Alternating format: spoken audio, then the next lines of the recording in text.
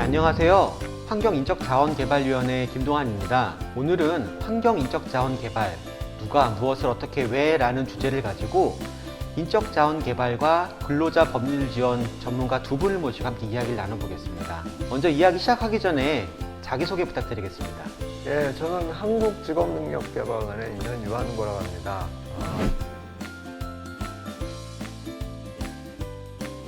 저희 기관은 우리나라의 인적자원개발 정책, 직업교육, 직업훈련, 진로교육 등의 연구들을 수행하는 국책연구기관입니다. 안녕하십니까. 저는 한국노총 전국연합노동조합연맹에서 근무하고 있는 법률지원부장 김진구라고 합니다. 저희는 한 250여 개의 노동조합이 소속해 있는 상급단체로 소속 노동조합에는 환경과 관련된 산업에 종사하는 노동자들이 만든 노동조합들이 포함되어 있고 그 노동조합들을 위해서 법률적인 부분을 지원하고 있습니다. 예, 두 분 소개 감사합니다. 지금 오늘 저희 이야기는요, 코로나19 예방을 위해서 두 분만 모시고 마스크를 쓰고 진행하는 점 먼저 좀 양해를 부탁드리겠습니다. 아시는 바와 같이 그린 뉴딜이 시작됐고 2020년 6월 환경 분야 인적자원 개발 고도화를 위해서 환경 ISC가 출범했습니다. 환경에 대해서 사실 날로 관심이 높습니다. 환경오염, 미세먼지, 토양, 수질오염, 그 외 지속 가능성에 대해서 전 세계적인 관심들이 있는데요. 환경산업 인적자원 개발에 대해서 이야기하기 전에 우선 환경, 그리고 환경산업에 대해서 오늘 모신 두 분께서는 어떻게 생각하시는지 먼저 좀 이야기를 들어보겠습니다. 말씀해 주시기 바랍니다. 예, 제가 생각하기에 기후협약이 맺어지고 지구온난화 문제들이 심각해지고 결국은 인류 생존에서 환경 문제는 가장 핵심적인 문제인데도 불구하고 다른 문제에 비해서 직접 체감되지 않는 그런 부분들 때문에 좀 뒤로 미뤄져 왔다라는 생각이 들고 그런 측면에서 현 정부에서 환경 분야에 대해서 관심을 갖고 정책들을 추진을 하고 있다는 점에 대해서는 상당히 고무적이라고 생각을 합니다. 이런 환경 문제에 대한 대응과 환경 산업을 발전시키기 위해서 환경 ISC를 중심으로 이런 자리를 마련이 되고 이 자리에서 다양한 정책적 대안 그리고 환경 전문가의 육성 방안들이 모색됨으로써 우리나라의 환경 분야에 대한 고도화나 발전들이 이끌어질 수 있을 것으로 기대합니다. 우선 환경과 관련돼서 최근에 이제 코로나19하고 관련돼서 환경 노동자가 필수 노동자로 포함되는 일이 있었습니다. 거기에 대해서 정부의 대책도 나오고 그런데 정작 우리는 여기에 대해서 제대로 모르고 있는 것 같습니다. 환경 그리고 환경산업 여기에 대해서 제대로 고민해 본 바가 없는 것 같았고요. 저는 노무사로서 일을 하고 있지만 여기에 대해서 이게 환경이라고 하면 어떤 거다라고 딱히 정의를 한번 내려보거나 이 산업이라고 하면 어떤 거다라고 생각해 본 적이 없었는데 최근에 이런 것들이 이제 계속 사회적 문제가 되면서 생각했던 바로는 이제는 우리의 일상이 조금 되어버렸다 라는 그런 생각 하나와 여기에 대해서 그러면은 산업에 있는 산업이 어떻게 발전해야 될지는 이제 각 회사 그리고 정부가 해야 될 몫이지만 그 안에서 노동자들이 또 다른 고용 안정이라든지 그리고 처우라든지 이런 것들이 같이 발전해 나가야 된다. 그래서 이제 시작점부터 우리가 좀 잘 맞춰 나갔으면 좋겠다라는 생각입니다. 예, 감사합니다. 예, 그러면 이제 오늘 주제가 환경인적자원개발인데요. 사실 환경산업은 대부분 공공주도로 많이 이루어지고 있습니다. 또 환경산업의 특수성에 좀 기인하는 부분인데요. 환경산업은 사실 기간산업이고 인프라를 구축하는 부분들이 많고 사실은 국민 생활에 직접 영향을 많이 끼치고 있습니다. 국민 안전과도 직결이 되고 있고 그다음에 국가 경제 전체적으로 봤을 때도 지속 가능성이라는 이슈랑도 직접 연관이 되어 있다 보니 아무래도 국가나 지방자치단체를 중심으로 사업들이 주도가 되고 있습니다. 근데 사실 환경산업은 전체 규모나 그 중요성에 비해서 반대적으로 좀 민간의 경쟁력이 산업계 경쟁력이 높지 않다라는 이야기들이 많습니다. 실제로 그 환경산업 통계를 보면 4인 미만의 근로자가 근무하는 기업, 그리고 매출액이 10억 미만의 기업들이 전체 50% 이상을 차지하고 있습니다. 그만큼 좀 전체적으로 현장의 상황이 좋지 않다라는 뜻인데요. 그렇다면 그 환경 분야 인적 자원 개발 지금 누가 하고 있다고 생각을 하시고 또 앞으로는 누가 주도를 해야 된다고 생각을 하시는지 이 부분에 대해서 말씀해 주시기 바랍니다.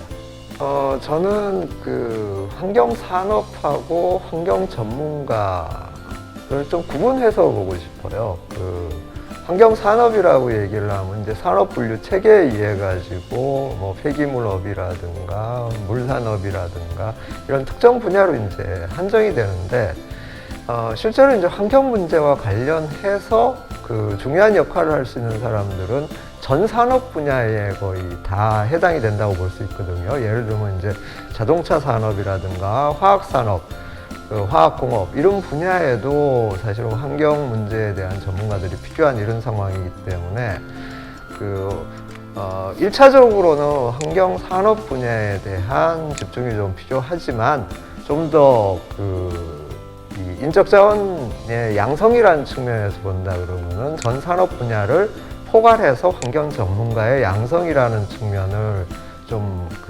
포함시켜서 생각하는 게 어떨까 싶습니다. 예, 지금 좋은 말씀 감사하고요. 사실 아시는 것처럼 환경산업은 환경산업으로 따로 분류가 되기보다는 기타 산업들과 연관이 돼서 같이 진행되는 부분들이 많이 있습니다. 그래서 융복합 인재 개발에 대한 논의들이 상당히 활발히 진행되고 있고요. 그에 대해서 사실 우리 ISC도 앞으로 해나가야 될 일들이 많다고 생각을 합니다. 그럼 다음으로 김진구 부장님 말씀해 주시기 바랍니다.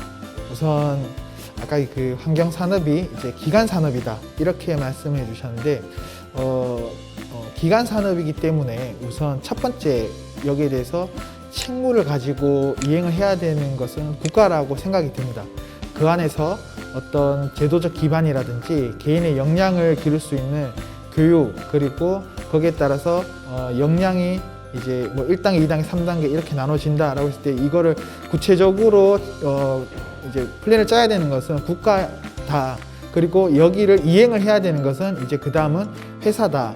물론 회사 자체적으로 그러한 프로그램을 뭐 개발한다거나 인적 자원을 고도화시킨다거나 이런 부분이 이행이 되면 좋은데 말씀하셨다시피 회사는 굉장히 열악하고 그 교육 제도를 만들 만큼 그게 과연 그 사람들한테 자본력이 있을까라는 생각을 해본다면 우선 기간 산업이기 때문에 국가가 여기에 대해서 기반을 먼저 깔아주고 회사에 우리 지금 이제 의무적으로 해야 되는 법정 교육들이 있듯이 그런 부분들을 하나씩 해나가야 되지 않을까 이렇게 생각이 듭니다.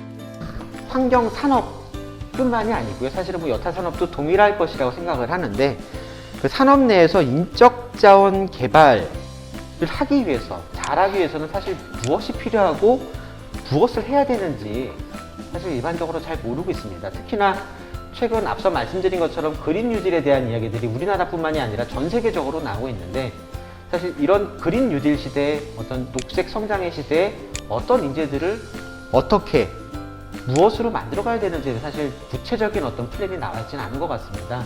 혹시 이 부분에 대해서 생각하시고 계신 부분이 있으면 말씀해 주시기 바랍니다.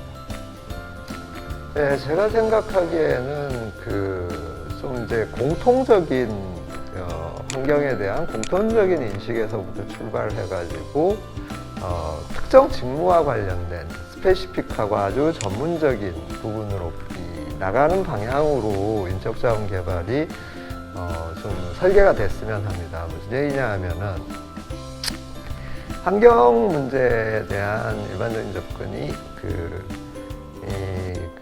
뭐 학교 교육에서부터 일단 양성이 이루어지기 때문에 학교 교육 단계에서 환경 문제에 대한 일반적 인식 그리고 환경에 대한 생각들 이런 것들이 이제 형성이 되고 그걸 바탕으로 해갖고 환경 전문가로서 가져야 될 환경법이라든가 이런 제도라든가 이런 부분들에 대한 지식을 습득을 하고 그리고 구체적으로 환경 산업에 들어가 가지고 직무와 관련된 환경 부분에 대한 역할들 이런 것들이 체계화되고 그것이 체계적으로 이제 교육 훈련들이 이루어지는 이런 단계를 거치면서 환경 전문가 양성이 되고 그리고 거기에 맞춰 가지고 환경 산업도 발전할 수 있다라고 생각이 됩니다. 이 부분에서 이제 결국 가장 중요한 부분들은 그 체계들을 어떻게 가져갈 거냐. 그러니까 각각의 수준에 따라 가지고 등급을 정하고 그래서 전문가의 수준을 나누고 그 수준에 나눠 가지고 역할을 배분을 하고 거기에 따라 갖고 임금이라든가 지위라든가 이런 게 결정될 수 있는 그런 체계들을 환경 ISC에서 갖춰줘야 되지 않느냐 이렇게 생각을 합니다. 예, 아마 지금 말씀해 주신 내용 중에서요. 특히 좀 인상적인 부분은 환경이 비단 근로자나 기업을 위한 교육뿐만이 아니고 그 조기 교육이죠. 학생들에게 어린 시절부터 유치원이나 초등학교, 중고등학교에서도 사실 전 국민들 대상으로 관련된 교육들이 좀 진행될 필요가 있다라는 이야기들은 사실 많이 있었습니다. 그래서 이런 부분이 좀 필요하지 않나라는 생각이 들고 또 지금 말씀해 주신 게 아마도 그 고등교육 이후부터 시작을 해서 근로자가 취업을 하고 이후에 뭐 승진을 하고 자기 자신을 발전시켜 나가는 그 전반적인 체계, 아마 뭐 산업별 역량체계 이런 것들을 말씀해 주신 것 같은데요. 이런 전반적인 역량체계를 통해서 좀 종합적이고 체계적인 전문가 육성될 수 있는 기반이 분명 필요하다고 생각을 합니다. 예, 그럼 다음으로 또 부장님 말씀해 주시기 바랍니다. 네, 우선 이 개발이라고 하는 것은 인적자원 개발이라고 하는 것은 어떤 교육 부분을 의미하는 것 같은데요. 그러면은 우리가 무엇을 그러면 교육할 것이냐 그 부분이 우선 필요한 것 같은데 그 부분에 대해서 지금 우리 사회 또는 정부 주도적인 어떤 교육 프로그램이라든지 아니면 회사 내에서 그런 프로그램이 잘 짜여져 있느냐 이런 부분에 왔을 때 아직은 아니다. 그 부분에 있어서 환경 ISC가 조금 이런 부분 해결을 해야 되지 않을까라는 생각이 들고요. 그러면은 그 부분에서 무엇이 필요한지 어떤 교육을 시켜야 되는지 그 부분만 마련이 된다면은 결국 전체적으로 봤을 때 환경 산업의 그 성과 뭐 계량적으로 뭐 매출액 이런 게 아니라 조금 추상적이라도 그 성과에 조금 더 다가갈 수 있지 않을까 그런 생각이 듭니다. 지금까지 저희가 그 환경 인적 자원 개발에 대해서 무엇을 어떻게 할지 이게 왜 필요한지 이런 좀 다양한 얘기들을 나눠봤는데요. 저희가 한 가지만 좀 더 질문을 드리고 싶습니다. 환경과 사람, 산업과 일자리. 사실 우리가 살아가기 위해서 그 무엇 하나 빼놓을 수 없는 가장 기본이 되고 소중한 요소들입니다. 환경산업 발전, 환경분야 근로자의 역량 강화와 행복, 그리고 지속 가능한 내일을 약속하는 환경 인적 자원 개발을 위해서 가장 궁극적으로 필요한 게 무엇이라고 생각하시는지 딱 한 가지만 찝어서 좀 간단하게 설명해 주시기 바랍니다. 뭐 한 가지만 말하기는 좀 어렵겠지만 가장 중요한 거는 사람들의 생각이라고 저는 봅니다. 그러니까 엊그저께 유머 게시판에서 본 내용이 뭐가 있냐면은 트럼프가 이 외국인 노동자들, 특히 이제 히스패닉들을 안 받아들이는 정책을 추진을 하니까 그 게시판에서 이제 패널이 나와가고 하는 얘기가 그러면은 화장실은 누가 닦느냐라는 얘기를 하더라고요.